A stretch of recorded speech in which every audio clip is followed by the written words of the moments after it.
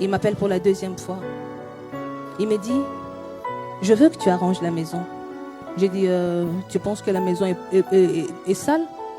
Il me dit, non, parce que tu vas recevoir des visiteurs. Il me dit, menanda kuyamba muke, hein? Mususu yamba bango isika mususu. À la maison, on reçoit peu de personnes. Les autres reçoivent les ailleurs. Je posais la question, mais qui seront ces visiteurs? Il me dit, prépare-toi, tu vas recevoir des visiteurs à la maison. Il a écrit une chanson, cette chanson dit Ngana kokende na lola. Est-ce qu'il y a quelqu'un qui connaît cette chanson? C'est une composition de l'apôtre. Je n'ai pas. Oh, oh, oh, oh, na kokende, kende na lola. Oh, kutana ya wenanga. Lokola nane, ya kende, na kokende na ngana. Nous avons Maman Lydie Millet et le frère et serviteur Paulin Millet. Bonsoir tout le monde. Mon père arrive les dimanches passés. Il est arrivé à 5h58 via Air France. À 8h, il était à la maison. Mes enfants qui sont là sont allés accueillir mon père. Quand il est entré à la maison, comme d'habitude, il m'appelle Lydie Nanga. C'est comme ça qu'il m'appelle. Il me dit, Lydie Nangaï, je pense à toi partout où je suis.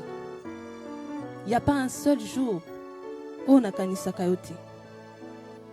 Là où j'étais, je ne demandais qu'une chose. Comme d'habitude, je lui ai dit, bienvenue chez toi. J'ai ouvert la porte. Il est entré. Il a pris place, il m'appelle, il me dit, Lydie, viens. J'arrive, il me dit, nous allons bientôt partir d'ici. Quand nous partirons, qui resteront ici? J'ai dit partir. Il me dit oui. Bientôt nous allons partir d'ici. Nous allons bientôt partir. Il faut que tu te prépares. J'ai dit ok, c'est bon. Je me déplace, il m'appelle encore. Lydie, viens. Je reviens. Je précise que quand il est arrivé, il était bien portant. Contrairement aux rumeurs que j'ai entendues parlant du corona, mon père ne souffrait pas du corona. Il était malade, certes, tel que nous le connaissons, mais dans son état, il était en forme. Il n'est pas venu pour des soins médicaux parce qu'il vit en France. Il m'appelle pour la deuxième fois. Il me dit, je veux que tu arranges la maison. J'ai dit, tu penses que la maison est sale? Il me dit, non, parce que tu vas recevoir des visiteurs. Il me dit, menanda kuyamba muke, hein? À la maison, on reçoit peu de personnes. Les autres reçoivent les ailleurs. Je posais la question, mais qui seront ces visiteurs? Il me dit, prépare-toi, tu vas recevoir des visiteurs à la maison. Et vu que c'était l'heure d'aller à l'église, d'habitude, mon père n'aime pas rester à la maison. Quand son fils est mort, malheureux qu'il était, il était attristé, il était affaibli. Nous allions à l'église, il me dit, je vais aller à l'église. Je lui dis, t'as vu, ton fils vient de mourir. Avec la pandémie, je pense qu'il il serait mieux que tu restes à la maison. Il me dit, non. J'irai à l'église. Si je dois mourir, je mourrai devant mon Dieu. Et ce dimanche-là, bizarrement, il n'a pas voulu aller à l'église, bien qu'il revenait d'un voyage, parce que ça ne faisait pas partie de sa nature. J'ai dit, nous allons à l'église. Il me dit, ok. Allez-y, moi je reste. À 17h, nous étions à 10 minutes de la maison. Ma mère m'appelle pour me dire, vous êtes où? Je dis, nous sommes à 10 minutes de la maison. Il me dit, venez vite parce que papa a du mal à respirer. Il a du mal à respirer, il transpire. Ma mère m'appelle pour me dire, vous êtes où? Je dis, nous sommes à 10 minutes de la maison. Il me dit, venez vite parce que papa a du mal à respirer. Il a du mal à respirer, il transpire. Nous sommes entrés à la maison. Il était pratiquement en train de s'effondrer. Moi et mon frère, nous l'avons soutenu. Je le fais asseoir. Nous avons appelé l'ambulance. Là, je suis en train de parler des derniers instants de l'apôtre pour qu'il n'y ait plus de questions après.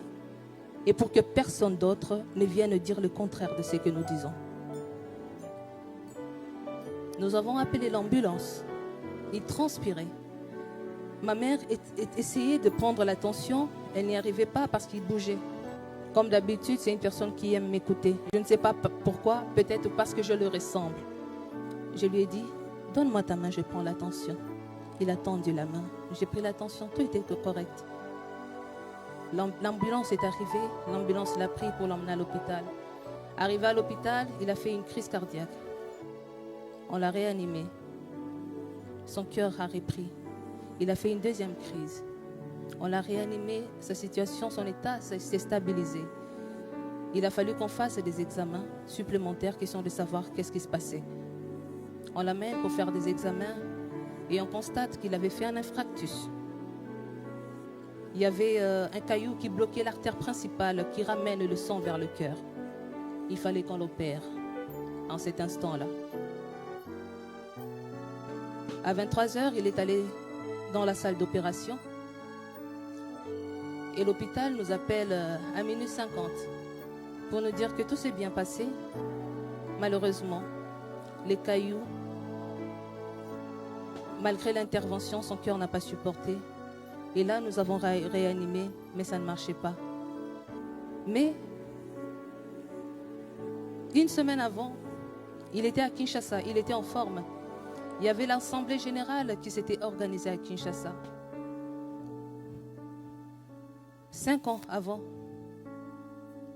ma mère nous avait encore rappelé que Dieu, en appelant son serviteur, Dieu avait dit que son serviteur mourra à 73 ans. Un jour, pendant que je priais, j'ai vu l'apôtre qui levait la main, qui avait la main levée. Il soutenait une église. J'ai posé la question à Dieu, pourquoi il a la main levée? Dieu a dit, tous les jours, il me demande la mort. Il me demande le repos. Il me dit qu'il est fatigué. Mais je ne vais pas le lâcher parce qu'il est en train de faire un grand travail spirituel.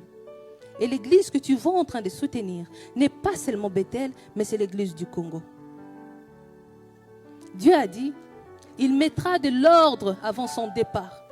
Quand vous verrez de l'ordre, dites-vous qu'il est en train de partir. La semaine passée, quand on me parle de l'Assemblée générale, j'ai appelé ma sœur. Je lui ai dit, je suis triste. Elle me dit, pourquoi? Je dis, c'est bien, les choses rentrent dans l'ordre. Mais c'est la fin. Il va bientôt partir. Ma sœur me dit, arrête de dire ce genre de choses. Là, c'était précisément le mercredi. Ma sœur me dit, arrête de dire des choses pareilles. J'ai dit, il va partir. Il y a de l'ordre. Et bientôt, il aura 73 ans. L'âge donné par Dieu, il va partir. Mais bien sûr que je ne pensais pas qu'il allait débarquer en France, nous voir, nous dire qu'on l'avait tellement manqué et qu'il voulait nous voir. Mais c'était pour lui une façon de nous dire au revoir. Il a voulu nous voir en face pour la dernière fois. Il a voulu qu'on le voie en train de partir. Il a donné des promesses. Et aujourd'hui, tout ce que nous faisons, c'est célébrer l'Éternel. C'est un père que nous sommes en train de pleurer, un père biologique. C'est très dur. Mais nous avons appris à bénir le Seigneur dans le moment le plus difficile. Ce qui est beaucoup plus important, c'est qu'il a pu accomplir tout ce que l'Éternel avait dit, tout ce qu'il avait reçu comme recommandation. On trouvait leur accomplissement.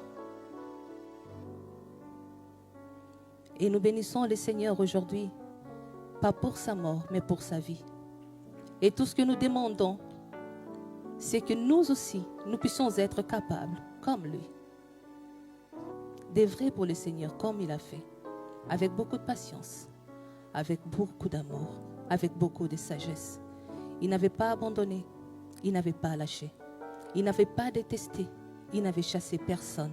Il est resté chrétien jusqu'à sa mort, parce que Christ n'a pas détesté, Christ avait réuni. Christ est allé chercher ceux qui étaient loin pour les ramener à lui.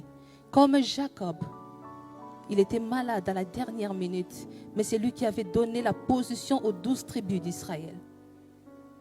Moïse n'a fait que reprendre ce que Jacob avait fait. Et aujourd'hui, il a mis de l'ordre avant de nous dire au revoir.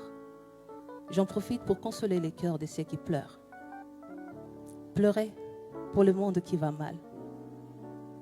Pleurez pour vos cœurs. Pleurez pour ce que vous faites. Parce que lui, il a fait sa part.